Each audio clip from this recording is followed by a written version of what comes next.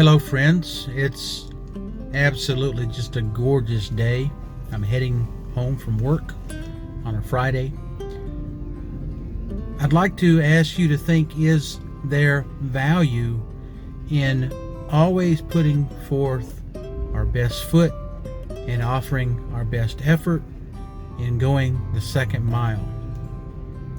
I believe there's great value in that, not only in what we get from doing that, but in what we become because of that. The extended vision of having discipline to do the right things at the right place, at the right time, and with the right person offers us tremendous value in our lives. And one of the things that I've learned from one of my good friends that's long gone, but I've learned from his writings and his recordings, Napoleon Hill once said that good habits and bad habits come in twins, in triplets, and in quadruplets. In other words, when we do the right thing or when we do the wrong thing, that habit permeates into other areas of our lives and reinforces the disciplines that we have in other areas of our life. Now, one thing I like to call it is the interview you. Many of you, like myself, have had opportunities to interview for a job. Getting that job, that vision, that happiness was absolutely important to us. The money that we would make that would sustain our families and support a lifestyle, pay the mortgage, pay the bills, pay for the groceries, pay for the orthodontist for the kids.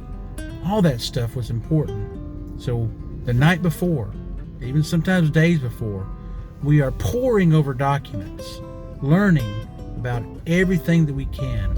We're dressed the best that we can. We might even go buy a suit, or we might go buy a new shirt. We might look at new makeup styles. We might research new words.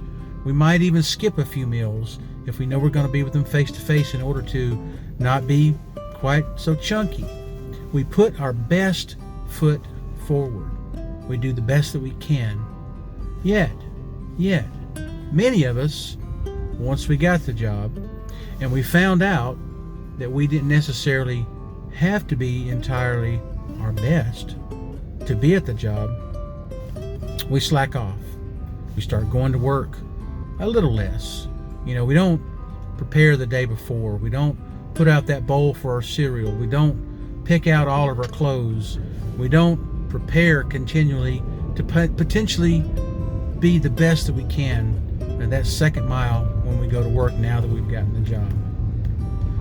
I'd like to ask you to think about that. Same thing goes for if we meet someone that's potentially a beautiful person in our life that we would want to consider for a relationship.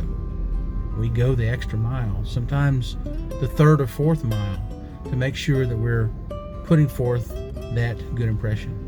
I'd like you to think about that those disciplines that we do on a daily basis, why cannot we do those on a daily basis? Because it's not what we necessarily get from doing that, it's what we become.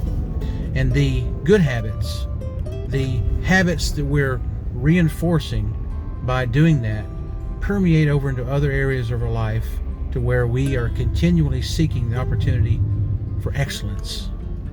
My friends, I do believe these are good sayings. I believe they're powerful. I believe they're concise. I believe that they're easy to implement. It doesn't take a PhD. I don't care if you're a college dropout or a high school dropout. I don't care if you were a teenage mother. I don't care if you were or are a felon. These things are applicable, and you can use these to your advantage. These techniques can become part of your arsenal in fighting that daily battle to being a better and more successful person. This is your friend, Scotty Nichols.